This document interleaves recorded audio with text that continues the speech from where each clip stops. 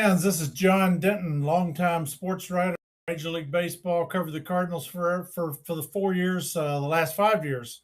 Um, uh, Here presented by Sideline Sports and Entertainment Network. We got a lot to bring to you today. The Cardinals, of course, start play in about an hour and a half. They play the rubber game against the Philadelphia Phillies. The Phillies won the first game. The Cardinals made way too many errors in that game, stranded runners, and lost on Monday night. Last night, they came back and matched Christopher Sanchez pitch for pitch. Andre Palante was excellent. Um, and then Mason Wynn got the big hit. Ryan Stanek pitched out of trouble in the eighth inning, and newcomer Everson Pereira made a big defensive play and hit a monster home run. So it's 1-1 going into today. Uh, the Phillies will pitch longtime ace Zach Wheeler. The Cardinals will pitch Cal Leahy. Cal Leahy has an incredible run going right now, even though this is his first season as a starting pitcher. Cal Leahy has a run of 8 straight starts of allowing 2 earned runs or fewer. I think 6 of those are at least 6 innings. He had one game in there with a rain out where his outing was cut short. But in 6 of those 8, he's gone 6 innings or more, and he's allowed 2 runs or fewer. To put that in perspective for Cardinal fans, the last pitcher in this organization's history to do that was none other than Chris Carpenter in 2005, the year he won the Cy Young. So longtime Cardinal fans know anytime you're in a class with an Albert Pujols, with a Stan Musial, or a Chris Carpenter, know that you're doing something really special. So Kyle Leahy he has had an incredible season. Started off a little rocky, but I always go back to what Oliver Marmol, manager, says about Kyle Leahy. Anytime you bring his name up, he says aptitude, aptitude, aptitude. He is one of the smartest guys in that clubhouse. He's a guy who throws 7 different pitches. He's a guy who's going to figure it out. You give him 5 days before a start, he's going to figure out how to attack teams. Making the transition from the bullpen to the starting role, it's not so much about stamina as it is learning how to get through a lineup 3 times. Early in the season, Leahy he was breezing through the first couple of times, but it was that third time through where you really have to pitch backwards. You have to mix up your mix. You have to, throw the pitch that the batter's not expecting. As a reliever, a lot of times you'd see these guys 1 time, maybe 2 times at most. Seeing them a third time is a huge advantage for the pitcher. So Leahy had to figure out ways to get through a lineup the third time. And now that he's done that, man, he has had a heck of a role lately. It's just pitched really well. I think he had a less than 2, like a 1.2 ERA over his last 8 starts. He's really been a godsend for this pitching staff so far.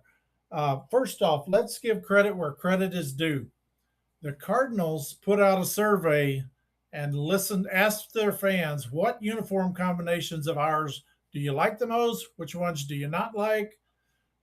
Should we wear blue hats on the road or red hats on the road? Overwhelmingly, fans picked the blue hats. The blue hats are making a comeback. This weekend, when the Cardinals play in Wrigley Field, the Cardinals will have their blue hats on. When they play the Reds 5 games in 4 days, they will have their blue hats on. When they go to the Phillies, another red-based team, they will be wearing their blue hats and blue helmets. These are the colored hats that Stan Musial wore throughout his career with the Cardinals. These are the hats that Albert Pujols wore during his first stint with the Cardinals. So give the Cardinals credit. They listen to their fans. Their fans overwhelmingly asked for the blue hats to be brought back. This is a special Jackie Robinson edition of the blue hat, but I had it laying around, thought I'd bring it out today. Give the Cardinals credit for listening to their fans. The fans wanted blue hats, and they listened and they're bringing them back. Now we'll see if they wear the baby blues at home. That's an idea I've had for 10 years. I think they should wear the baby blues at home a little more, maybe once a month, maybe every other Saturday, that sort of thing, because I think they would be a huge hit at Busch Stadium with a certain segment of the fan group, maybe that are my age and remember Willie McGee and Ozzie Smith and Vince Coleman wearing those blue polyesters with the V-neck on them. So I think eventually the blue will become a staple at home, and they will likely change those City Connects. We all know the Lou is not a phrase that gets referred to with St. Louis much very often. Again, let's go back to last night's game. Cardinals were down 1-0 in the series. They had Andre Palante pitching against Christopher Sanchez. Christopher Sanchez is a two-time All-Star. He started the All-Star game this year. He's one of the best pitchers in baseball. And Andre Palante went out there and matched Sanchez pitch for pitch. Palante came into the game in the top 96 percentile in baseball in getting ground ball outs. What did he do last night? Of the 18 outs he recorded, 12 were on the ground. And this was even bigger. Palante got the Phillies to hit into 3 double plays. Eventually, they turned a fourth one later in the game, but that got him out of trouble. So Palante matched Sanchez pitch for pitch. 0-0 game in the 7th inning. Mason Wynn, who has been a lot better lately. Get this, Mason Wynn, when he hits in normal situations, 243 hitter. When he hits with runners in scoring position, he is 17 points better. 44 of his 48 RBI this season have come with runners in scoring position. So Mason Wynn is a guy who has that clutch gene. We've always known that about him. He hasn't had a great offensive season at all this season. He hoped after fixing that knee that he would have a better season, the ability to show off his all-around skills as an all-around kind of do-everything shortstop. However, it hasn't transpired for him. He's had a bad season offensively, but give Mason Wynn credit. He's going the other way more. He's taking the ball back up the field more. That was a big hit. That was a big hit for Mason Wynn to make that a 1-0 game.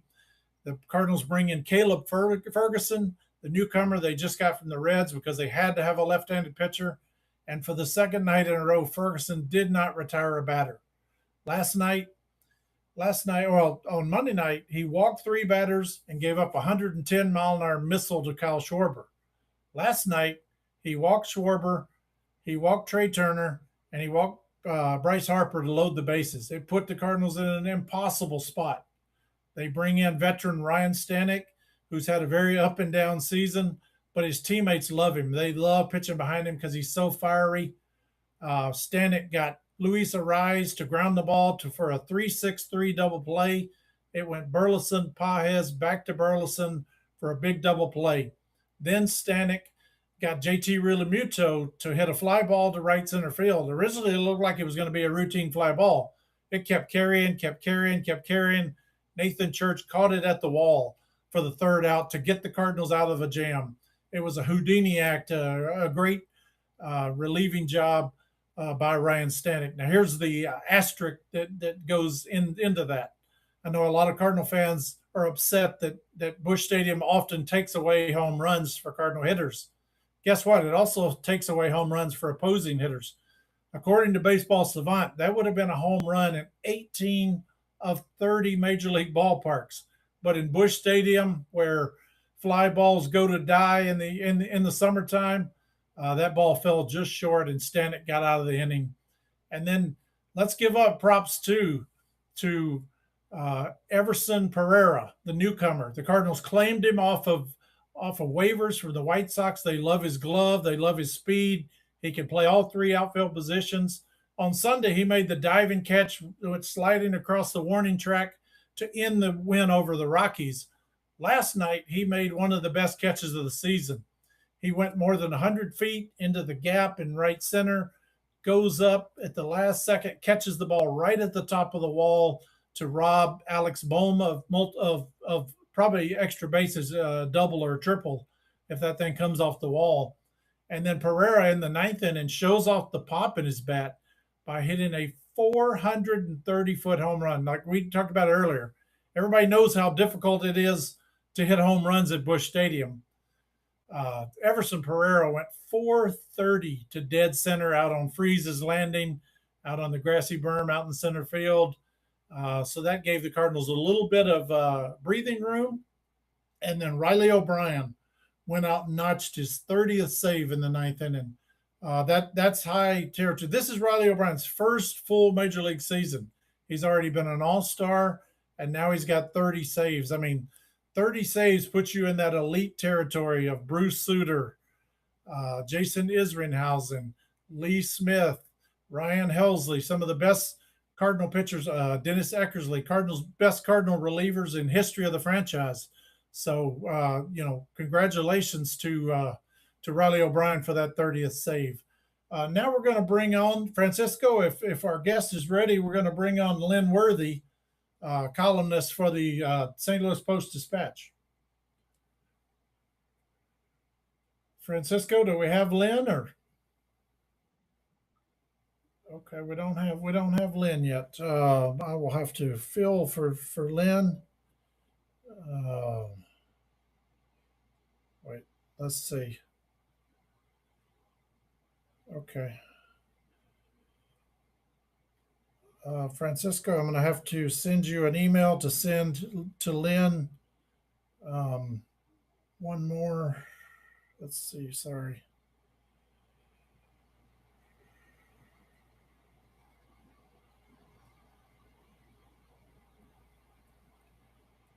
Sorry for the delay here.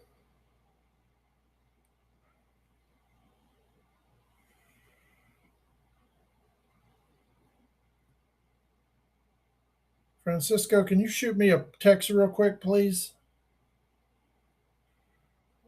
Um, Wait, hold on. I'm sending you an email. Sorry about the delay, fans.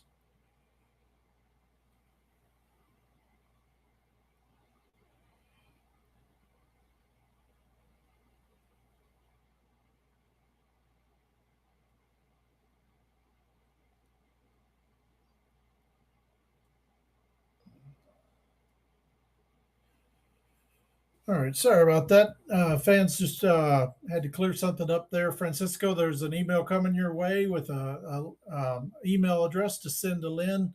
That was totally my bad. I forgot to put the dash in. I think it was on his email account. But Lynn Worthy, fine columnist from the St. Louis Post Dispatch, is going to join us. Last week we had Daniel Guerrero. Daniel also works for the Post Dispatch, does a fine job. Lynn Worthy is at Busch Stadium now. Totally my error. I butchered his email address, so that's going to be coming to Lynn Worthy, and Lynn's going to be joining us in a second.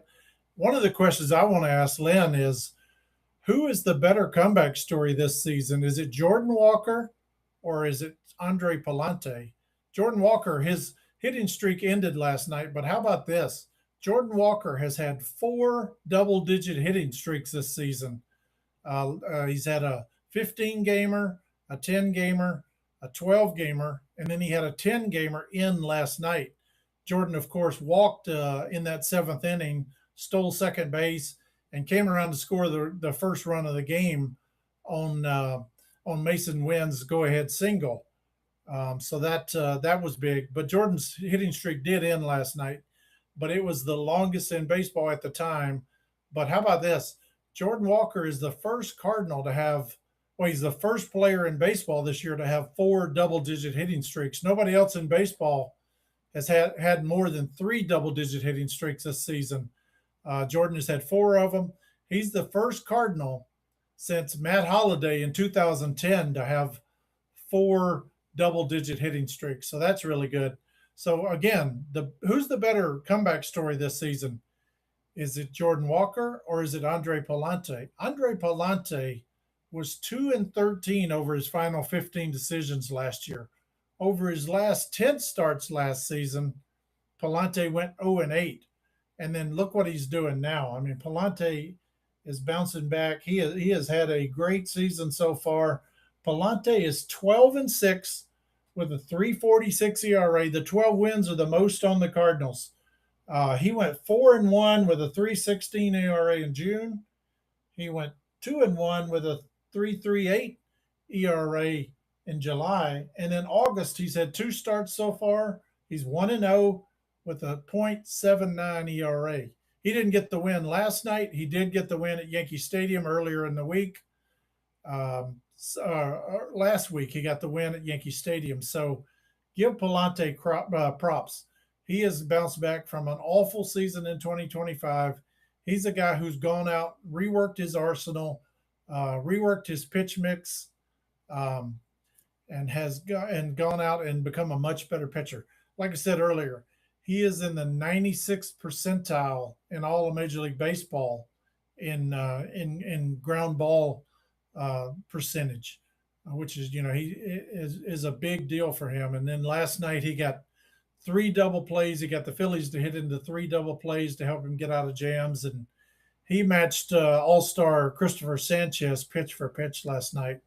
So I'm curious which one the fans would pick. I'm curious which one Lynn Worthy would pick as far as comeback player of the year for the Cardinals. Would it be Jordan Walker for with what he's done, or would it be Andre Palante? Both of those guys have had great seasons. We all know Jordan Walker had three rough minor league seasons, and then turned it around this season, became an all-star, became a home run derby champion, and then Andre Palante as well has had a bounce back. Fernando, have we had any luck with Lynn so far? Francisco, I'm sorry. No luck. Did you get the email with the invite address? Maybe we're not supposed to be sending it with the need the dash. You got to put the dash in between posts and dispatch at .com. Did you do that? Okay.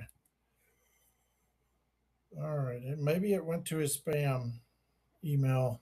Oh, the joys of technology. The joys of technology. I messed it up originally. I didn't put the dash in Lynn's email.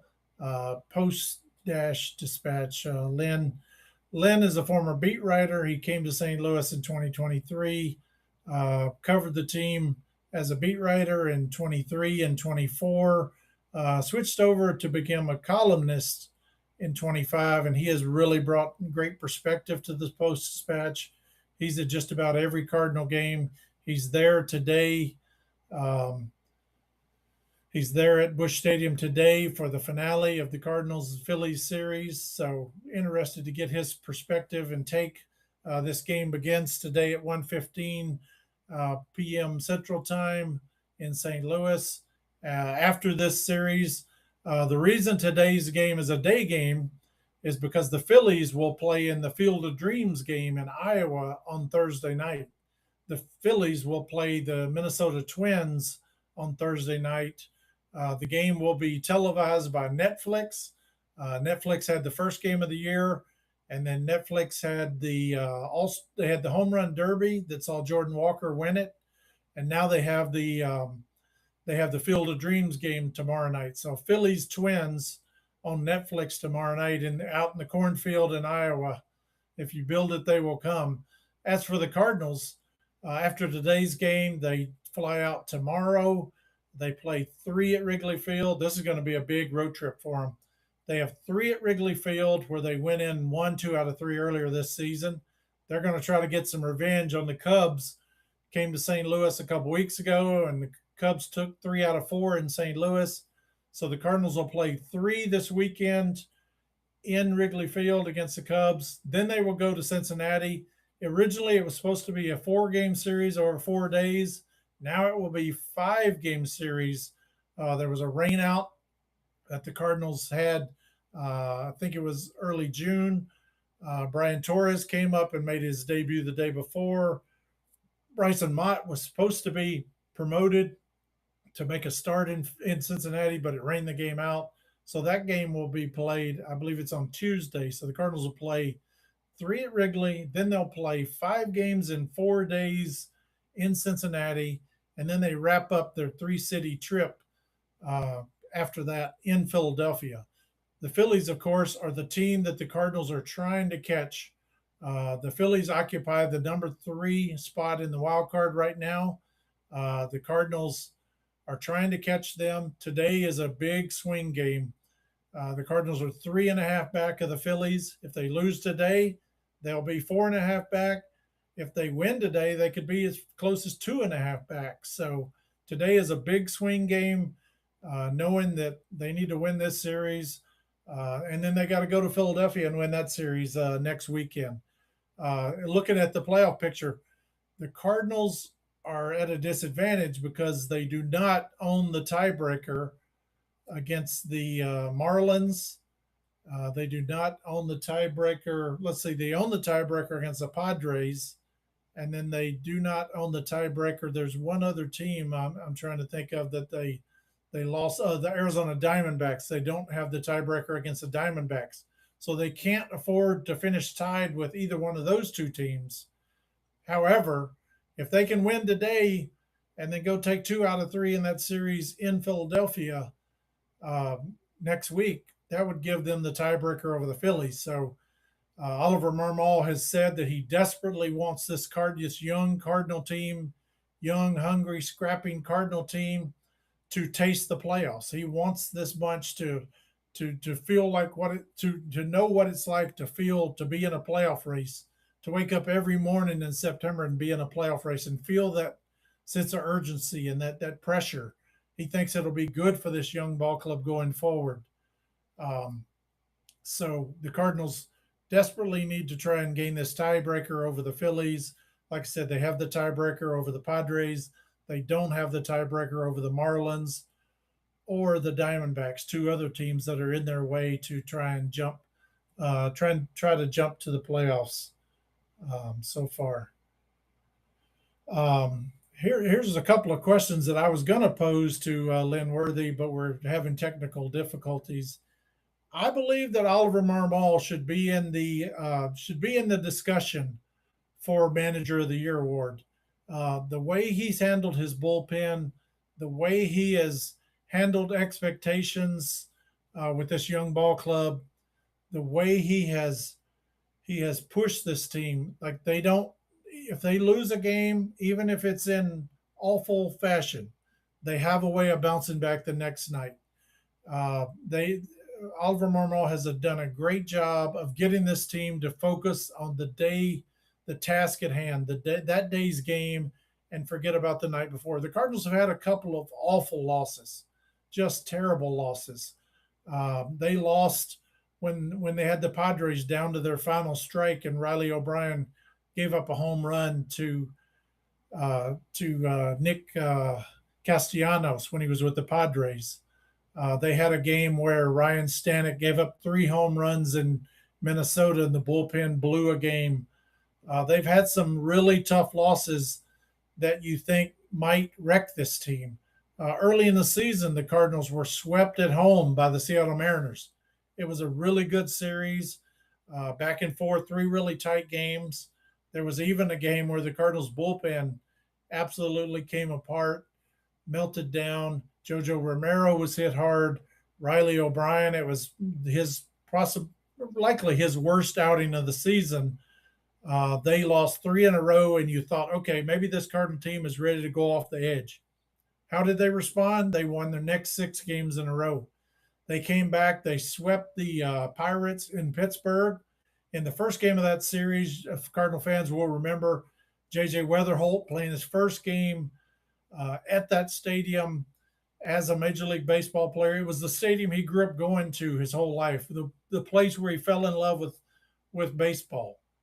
Weatherholt hit a game-tying home run in the 8th inning of that game to knot the score.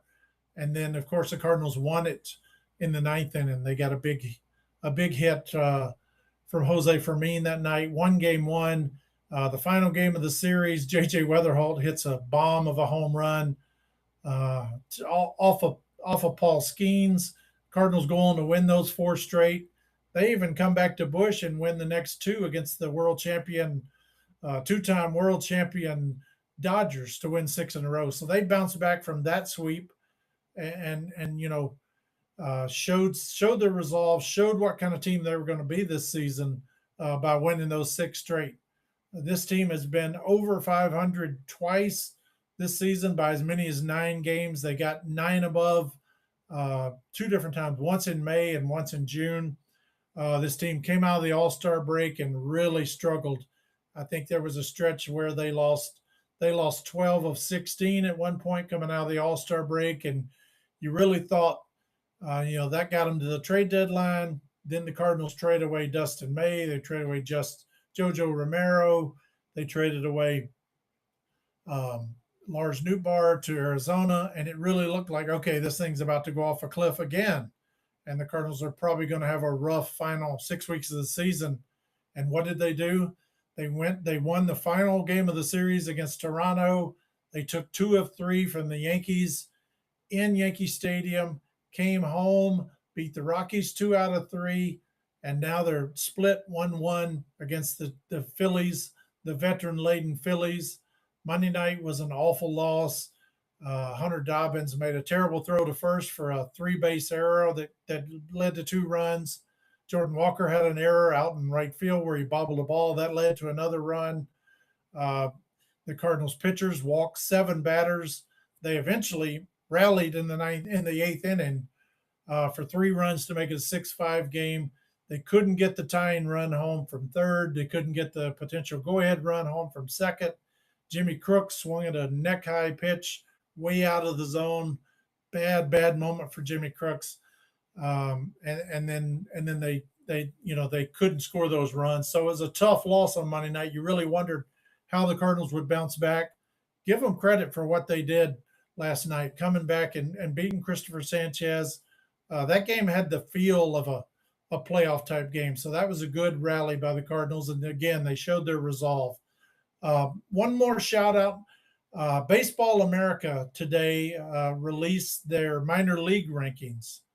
The Cardinals have gone from 6 to number 2. The number 2 ranked minor league system in all of baseball now belongs to the St. Louis Cardinals. Chaim Bloom, as we all know, before he even took over as president of baseball operations, Chaim would mention, hey, the Cardinals are the franchise that created the farm system. The Cardinals are the franchise that used their young players like Albert Pujols and Yadier Molina came up through the Cardinal system. They fueled that great run where the Cardinals won the World Series. They should have won it in 04. They had a great run in 05. They finally won it in 06, and then they won it again in 11. Those teams were fueled by players coming out of the minor league system. I mean, who can forget the Memphis Mafia with Daniel Descalso and Alan Craig and David Freese and John Jay. Descalso and Jay, of course, are on that staff now. So Chaim Bloom always pointed that out, that the way the Cardinals are going to win consistently is have their minor league system be a lifeblood of the team. Give Chaim credit. He has kept his focus on restocking the farm system. When he traded Brendan Donovan and Sonny Gray and Nolan Arenado and Wilson Contreras, he asked for prospects back. I mean, they got like 8 or 9 prospects out of those 4 trades. They also got 2 trades. They also got 2 draft picks that became Andrew Williamson and they didn't want to get his name wrong. Dawson Montez. Andrew Williamson came from UCF. Montez came from West Virginia University. Those were compensation picks from the Mariners and the Rays in that Brendan Donovan trade. So Chaim Bloom took all the players that he got from those trades this winter and injected them into the Cardinal system. Then he took those 2 draft picks and turned those into players. He had 7 first-day picks, the most of anybody in baseball, and used that to restock the farm system. You know, we all know he got outfielder Trevor Condon with the 13th pick. He got Tegan Kuhns out of the University of Tennessee at 32. He also drafted.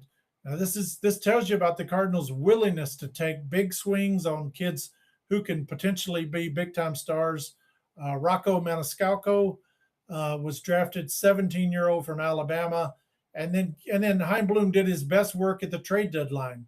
He took Dustin May and JoJo Romero, 2 players who are going to be free agents at the end of the season. He flipped them for big-time prospects out in the outfield. Alexander Frias, who's already a top 100 prospect. And then he got Josiah Ragsdale. And then he took Lars Nootbaar, when Arizona had to have an outfield bat at the trade deadline, he flipped him to Arizona. Nootbaar went to Arizona, and he got back Daniel Egan and Sando Santana. So Hein Bloom has used every avenue possible to try and restore the farm system, and draft experts, talent evaluators at the minor league system are taking note. The Cardinals have jumped from number 6 to number 2 in Baseball America's final minor league rankings for the season. So kudos to Hein Bloom. We're going to wrap up the podcast there. Cardinal fans, thanks for being here. This is Cardinal Corner with John Denton, presented by Sideline Sports and Entertainment Network. Please like and subscribe. Please join us. If you'll hit me up on Twitter and let me know, you can send me an instant message. You can send me anything on Twitter. Let me know that you saw the blue Jackie Robinson special Cardinal cap on this podcast. Let me know, and I'll pick one random winner, and I will mail you this hat. This is a collector's item handed out on Jackie Robinson Day. If you see this podcast and you follow this show, send me a message. I'm on Twitter at John Denton 555. You can send me a DM, or you can reach out to me on Twitter. I'll pick one fan and I'll get this hat in the mail to you. But please like and subscribe the show, and we will get off here now and watch the Cardinals against the Phillies. But thanks for joining us. Again, I'm John Denton. This is Cardinal Corner. Take care, Cardinal fans.